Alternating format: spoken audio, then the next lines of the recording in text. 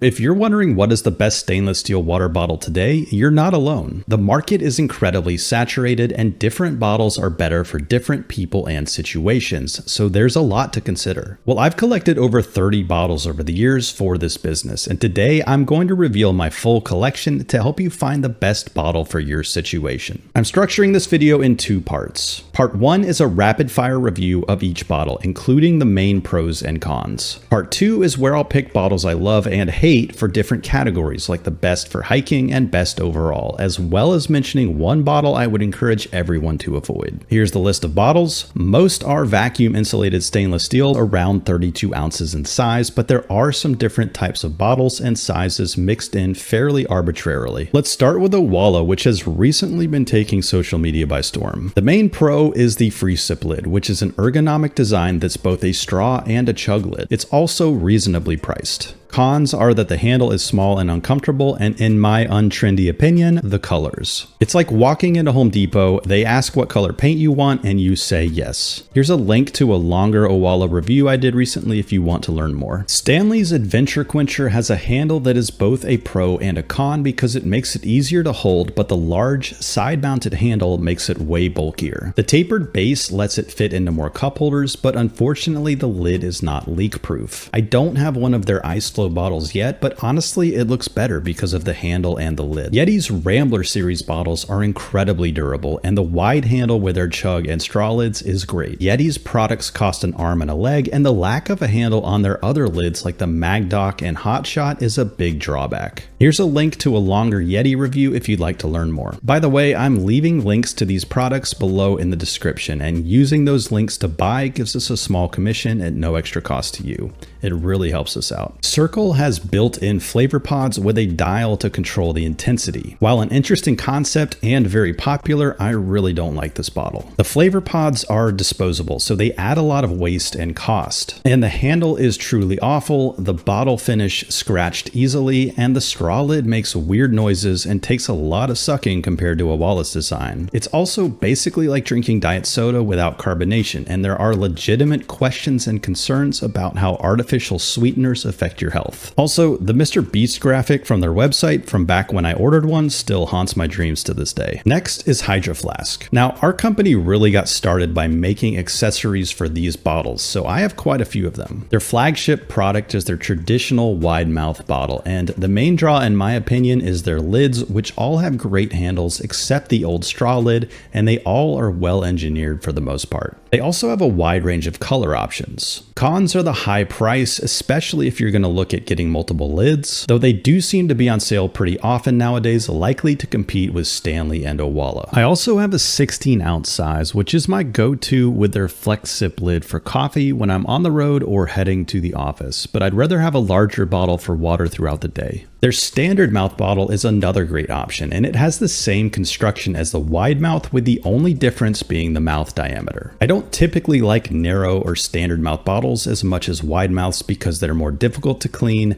have smaller lids and handles, and make it harder to add ice or flavorings. Another good variation is FJbottle's Trail series. This style is lighter, which makes it a good option for hiking. One drawback is that there aren't many color options, though they do all share this cool metallic look that is different from the market standard powder coating you see with most bottles. And finally, I have one of FJbotle's 64 ounce growler series bottles. These are typically too big for everyday use, but they're good for situations like long road trips for storing water to refill a smaller bottle. Swell's trademark is their style, which is a lot sleeker and more aesthetic than most brands. The narrow mouth style I have also had the best insulation results on a test I did last year, but a con is that the mouth is too narrow to easily get ice into, so there's a bit of a trade-off. The bottle also doesn't have a handle, so it's not easy to carry around with you. Klean Kanteen is another premium brand, and I have two of their bottles. This 40 ounce single wall stainless steel bottle is lightweight and reasonably priced, and it has stainless steel under the lid. Unfortunately, it's not insulated and the handle is truly awful, though their updated loop style lid is much better. I also have their 32 ounce TK wide, which is their insulated series. These are pretty solid all around nylon bottles, and the bump style threads are easier to clean compared to traditional threads. The downside is that this bottle is very bulky, especially because of the impact base cap, which is essentially a bumper on the bottom that's intended to save your insulation if you drop your bottle. The problem I have with that is that I found in a recent test that most dents don't affect your insulation anyways, so it's not really needed. And in cases where the base cap absorbs a dent that saves your insulation, the bottom is probably going to be really uneven and wobbly, so you might want a new bottle anyways. Now we're getting into some mid-range brands, and first is Takeya. Pros are the reasonable cost and the great Chug Lid, which has a connected spout cap and a wide handle design. I honestly don't have many negatives to say about this brand, but some people do prefer a rigid handle like YETI's over Takeya's hinged design. If you get a Takeya, go with their Active series listing because it comes with their insulated lid and a protective bottle boot. And you can also look at this separate lid as an add-on, which includes an ice blocker built into the lid. Nalgene is the only plastic bottle in this video, and yes, I realize it's not stainless steel, but I'm grandfathering this bottle in because it's a cult classic and it was really the first popular reusable bottle for outdoors and hiking. The plastic construction is lightweight and it's inexpensive, but it doesn't have a great handle and it's not insulated. Now, if you avoid Nalgene's or other plastic bottles because of the plastic, then a good alternative to consider is Healthy Human. I have two of their bottles, a 32-ounce Stein and a 21-ounce Curve, and both have stainless steel under the lid so you can avoid plastic contact with your water. They're also pretty good for moving around because the lids have wide handles and they come with a light-duty carabiner so you can clip it to a bag, and also the Curve series is a more ergonomic grip for some people. One downside is the lack of a sip-style lid for coffee in their bottles, though they do have tumblers and cups that are a better fit for that. Next is Camelbak's Shoot Mag. The main thing about this bottle is that the lid has a magnet in the spout cap that helps keep it out of your face when you're taking sips. I'm personally not a huge fan of the offset handle, but some people prefer that style, and I'm not a huge fan of the all-plastic hinge design because it's trickier to line up the spout cap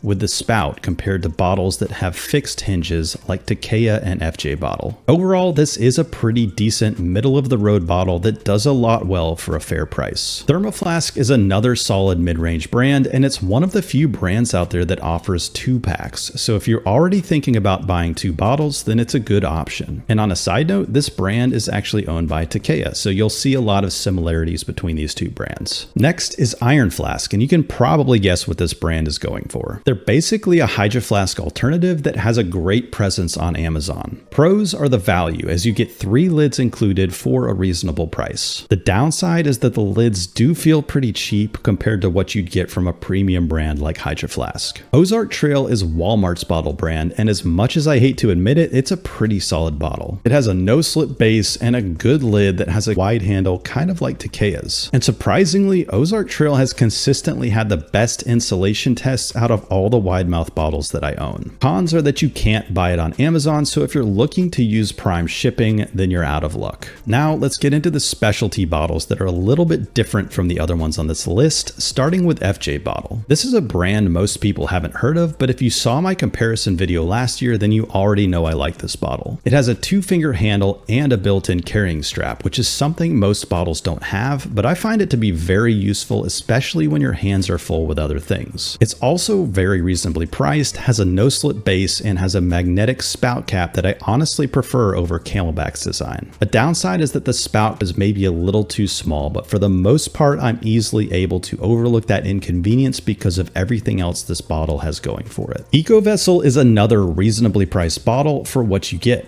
It comes with a bottle boot and has stainless steel under the lid to avoid plastic contact with your water. It also has a built-in strainer that can be used for tea or for blocking ice. Unfortunately, it's too small to really hold fruit, and it doesn't really have a true handle if we're not counting the cap tether. Steepware is one of the first bottles I was aware of that had a built-in strainer, and unlike EcoVessel, it also has a larger section that screws into the top strainer. This makes it a good option for loose leaf tea to give it more surface area to diffuse into your water, and it even works with some smaller fruits. But other than that, I really don't like this bottle too much. It was an outlier on the bad side of an insulation test, and for the most part, it just feels cheaper for some reason. Vesmoon is a new brand that has the best infuser that I've seen. It's a larger infuser than Steepware's, and the Chug Lid is a really good design that includes a carrying strap. The downside is that it's a smaller brand, but if that's not a problem for you and you're looking for a good infuser bottle, then this is one of the better options I've seen. RevoMax has a really unique feature in that it's the only bottle in this video that is completely threadless. You pull on this part here to lock the lid in place, and to unlock it you pinch the sides and press this button. The main pros and cons are really opposite sides of the same coin. The lid is easy to open with one hand, but because the lid is not connected, it makes this bottle more difficult to use when driving. And the lack of threads makes it easier to clean in some ways, but the lid itself is trickier to disassemble than some other lids when you need to do a deep clean. It's also a narrow mouth bottle, which like I mentioned isn't my personal favorite, but it did test extremely well on an installation test I did last year.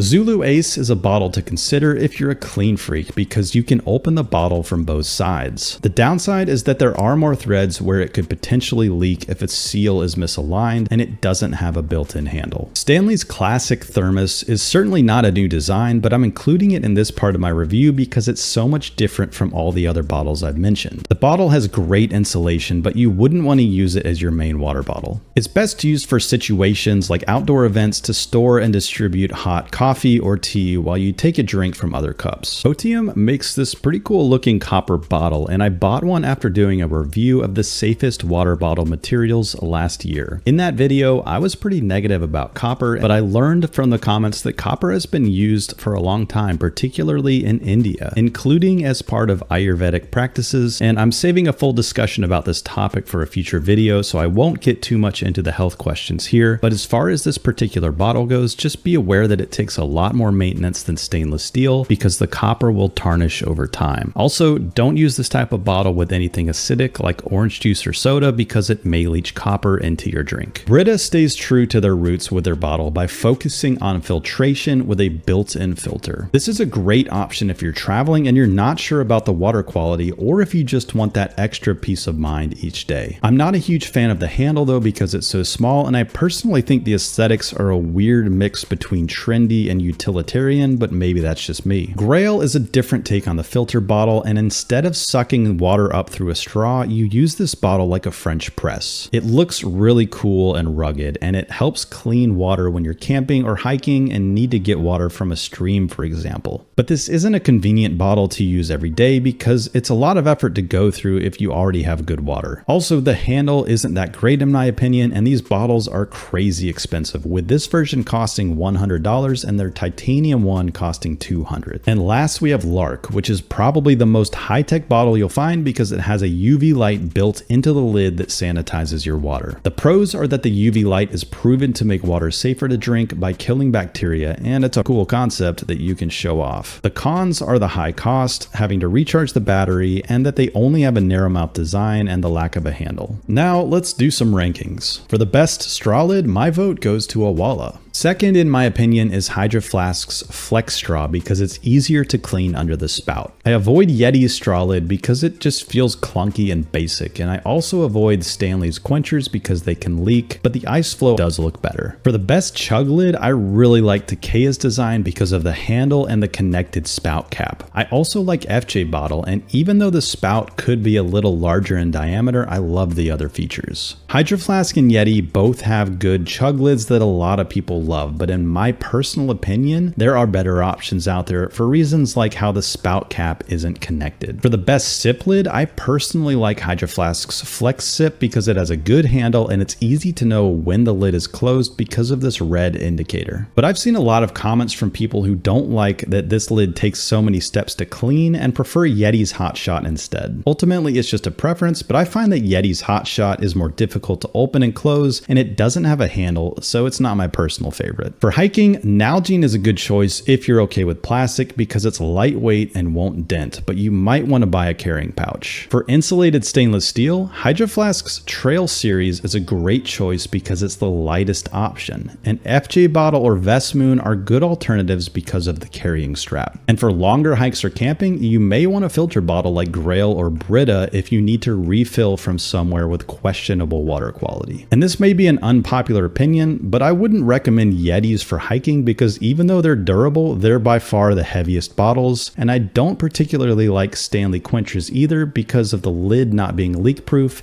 and the handle being on the side makes it awkward to hold for longer distances. For sporting events, Chug Lids are a good option in general, so you can get more water more quickly while preventing spills. My favorite option is probably Takeya paired with their insulated lids that has a built-in ice blocker, but EcoVessel is another good option. You can also consider Owala because the dual combo lid makes it possible to take sips or larger chugs. For commutes, a 12 to 20 ounce bottle like a Hydro Flask or a Yeti with their sip style lid is a great choice for coffee. For water, I'd recommend straw lids because you don't need to tilt your head back and potentially take your eyes off the road. And like I mentioned, my favorite straw lids are Owala and Hydro Flask's straw. But with these bottles, you'll probably need an adapter like our Bottle Pro Max, so a good alternative is Stanley because it has a tapered base. My main recommendation is just to avoid any bottles that are more difficult to use one-handed, specifically ones with lids that aren't connected, like Yeti or Hydro Flask's Chug lids,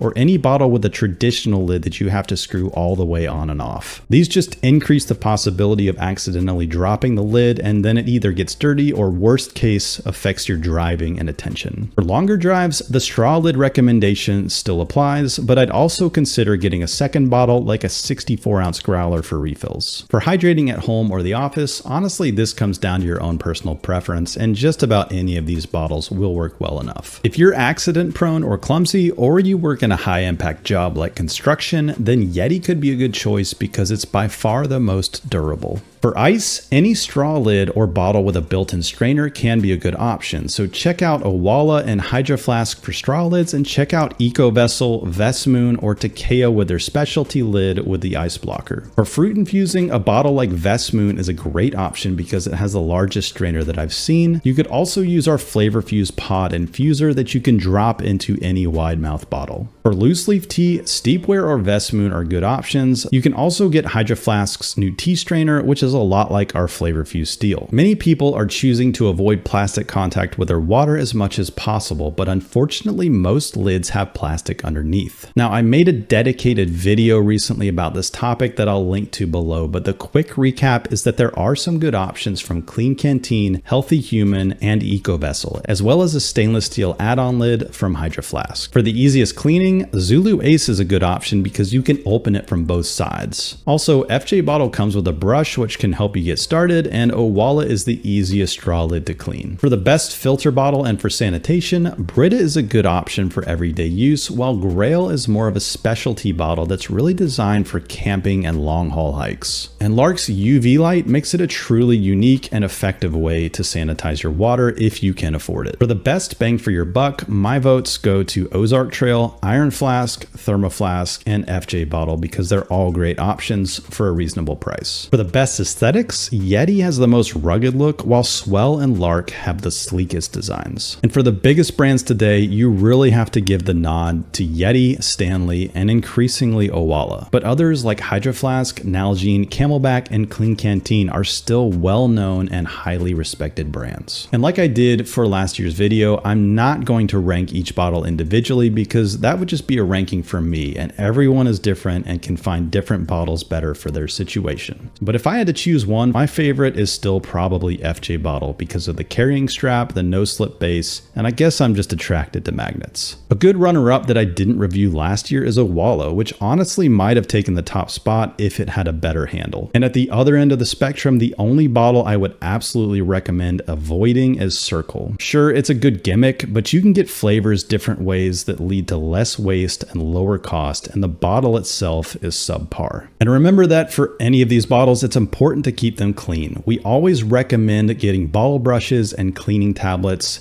Some people have said denture tablets are basically the same as things like Bottle Bright, but they cost a lot less, although I haven't tested them personally. But either way, these add-ons aren't that expensive and they help a lot. Check out our links below for everything I talked about in this video, and as mentioned, using those links if you're planning to buy something anyways really helps us out and doesn't cost you any extra. Thanks for watching and happy hydrating.